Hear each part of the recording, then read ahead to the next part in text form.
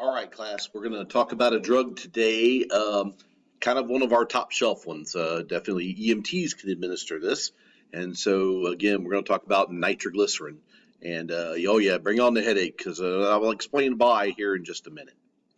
So, again, it's also known as nitrostat. Tridal is the IV version of it. Nitrobid is usually when we're talking about the ointment. Nitrolingual spray. So there's many forms of it. And again, these are the more common ones that we see is a little bottle right here, and again, the spray bottle. It is a very potent, smooth muscle relaxant. And what I mean by it, and the reason that we use it is because it dilates vessels.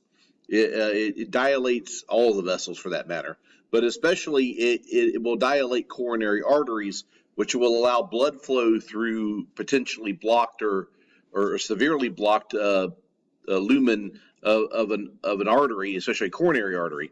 It is a nitrate drug, the very potent vasodilator. And again, a lot of times it's used for angina and anginal pain. And it's usually the stable angina that's what it's used for.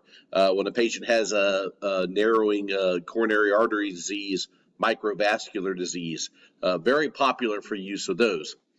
How do people live without nitro? And especially if you've got a cardiac condition, I will tell you the nitro, it's awesome stuff. Again, it brings almost instant relief when you have narrowing of the arteries and you put your heart under a stress load. So it does decrease peripheral resistance. So what it does is it helps reduce afterload. It makes the pipes bigger, okay? And because of that, it reduces the amount of flow, the amount of pressure that would be in the vascular system. Again, it also reduces preload in the fact that, again, it dilates everything out.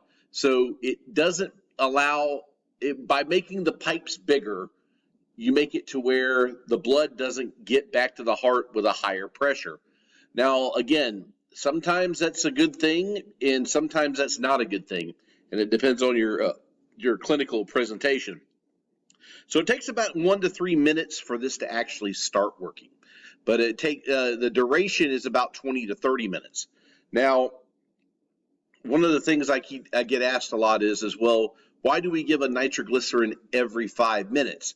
Because again, the cumulative effect sometimes will help open up the vessels even more, which again, when we open up the vessels, more blood flows through there. There's not as much pain, or the heart doesn't sense the pain, because now, again, when the heart's not getting nourished, it's going to let everybody know, hey, this hurts, okay? So we use it for ischemic chest pain related to angina, and we also use it for the acute myocardial infarction, the heart attack. We also use it with congestive heart failure patients or pulmonary edema. And the idea is here's the problem with your congestive heart failure patients, is that, again, we want to reduce the amount of work on the heart. So by dilating the vessels out, especially if you have a fluid overload situation, when you dilate those vessels out, there's some place for the fluid to go. If you've got a lot of pressure built up in that system, this too can help relieve that pressure. It reduces the afterload, which reduces the workload on the heart. They feel better because they don't have to work near as hard. Yeah, I said I sprayed a little nitro in your chocolates, and it's because I wanted to make your heart throb. It actually makes your heart not throb, actually. So some side effects from this. Remember, I said that it does a couple things. It dilates vessels out. But because of that, you're going to get a drop in blood pressure, which can cause dizziness, can cause you to, if you stand up, again, you're going to pass out. You might feel weak. You're going to get a headache from this, actually. As a matter of fact, that's kind of a good thing, because here's the problem with nitro. It doesn't know your heart arteries from your head arteries from your foot arteries. So unfortunately, it's going to dilate everything. And so that's going to increase intracranial pressure, which is why you're going to get a little bit of headache. It might flush the skin. Again, it dilates the vessels in the skin as well. What might happen is it might go a small bit on the bradycardia, but then your heart realizes, oh, my blood pressure is dropping, so it speeds it up to compensate. So this is what might happen with your patient. Again, they complain of a bitter taste when you get this. Again, it might give a little bit of a dry mouth, but if you put it underneath the tongue, Again, a little bit of burning sensation sometimes. But the big ones, of course, nausea, vomiting. Yeah, again, when the blood pressure drops, your stomach says, yeah, I can't process this stuff, and that's why it all comes back up. Again, when we would not give this, if I got a head injury, don't give it. If they've got a low blood pressure, or you know that they've got hypovolemia, you know for a fact they've got that, don't give it. If they have a cardiac tamponade, if you're hearing a muffled heart sound, don't give it. If they've had any type of erectile dysfunction medication within the last 24 hours, long and short, you don't give it. And actually, some of them say 48, even 72 hours, but definitely not within the last 24 hours. If you got glaucoma or pericarditis, they will usually tell you not to give that because, again, it's not cardiac chest pain. It's around the heart. Remember, it's not going to do anything for the pericarditis. A lot of the books say systolic blood pressure below 90, don't give it. This book says 100. I'll go a step higher than that even.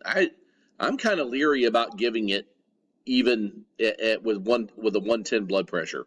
I'm very leery about giving it because you can usually have a 30 to 40 millimeter drop in blood pressure. So if I drop it from 110, let's say worst case scenario, and it drops 40 millimeters of mercury down to 70, patient can still survive that. If I give it at 90 and they drop 40, we're talking about a systolic blood pressure of 50. Not very good. So you got to be careful when you give this stuff. Know what their blood pressure is. If they're on beta blockers, they're on the phenothiazines or alcohol, you can pretty much bet you're going to get some blood pressure. And a lot of patients who get drunk on alcohol will call us. Again, if it's exposed to air, moisture, or temperature extremes, it pretty much inactivates nitroglycerin. That's why they usually keep it in a very dark bottle, as a matter of fact, and make sure the lid's tight on it. Calcium channel blockers can result in symptomatic orthostatic hypotension. So in other words, they feel fine while they're laying down. You set them up, they're out. Use aspirin. It can increase the serum nitrate concentrations. And I can pretty much guarantee if they're on nitroglycerin, they're probably going to be on an aspirin regimen every day. Okay. So again, you need to do not use it with the uncontrolled hypotension. Again, if they've had Viagra, Cialis, Levitra, any of those medicines, you're going to put them into cardiac arrest. Okay. Don't give it. All right. I don't always give nitroglycerin, but when I do, I know it's usually in my case, it's usually because I'm watching the Bucks play. Now, let's see here. Anti-anginal onset precedes hemodynamic onset.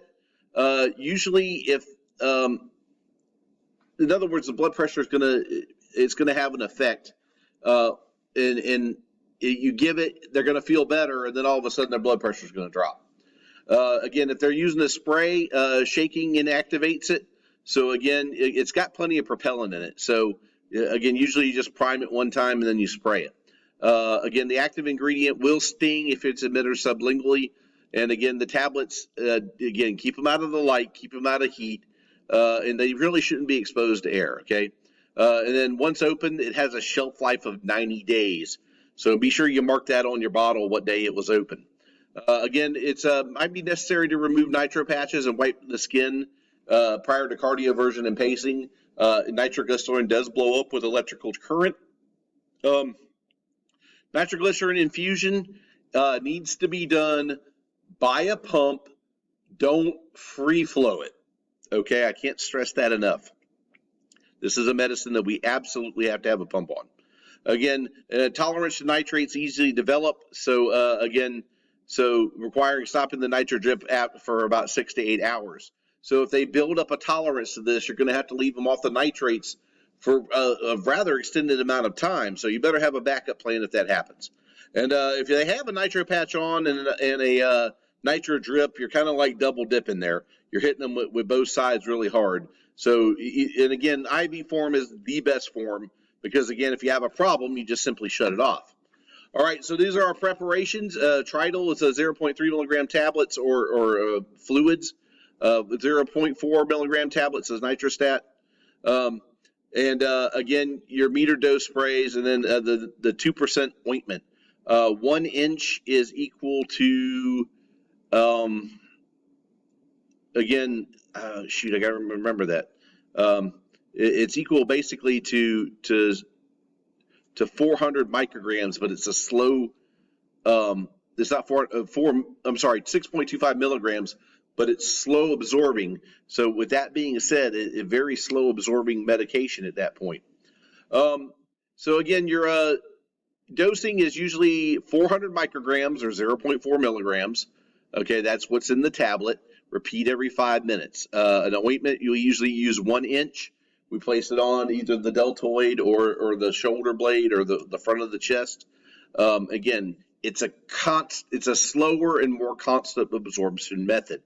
And by the way, so when we're doing a tridal drip, well, we usually do it 5 to 20 micrograms a minute. I usually start it at 1 and then go until the patient has pain relief. If I get to 20 mics, then I know I'm too fast. We have to do this in a glass bottle with special tubing. Make sure that you're using a glass bottle because the nitro sticks to plastic. So be aware of that when you're doing it IV form. And again, it's not recommended for peds, so don't give it to the kids, all right, unless the doctor's specifically telling you to do it. All right. Now, one other little consideration for the EMTs that might be listening.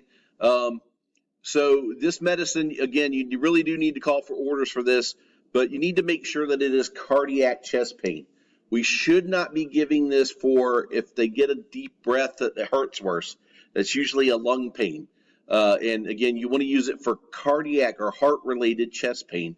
You don't really want to use it for other chest pains. If they have a tearing or a burning sensation, if you think that it's an aneurysm, absolutely do not use it, okay? Pregnancy category is C. It's I've noticed sometimes we've actually given it to a pregnant patient with not real big issues. All right, that's going to do it for this video. See you guys on the next one.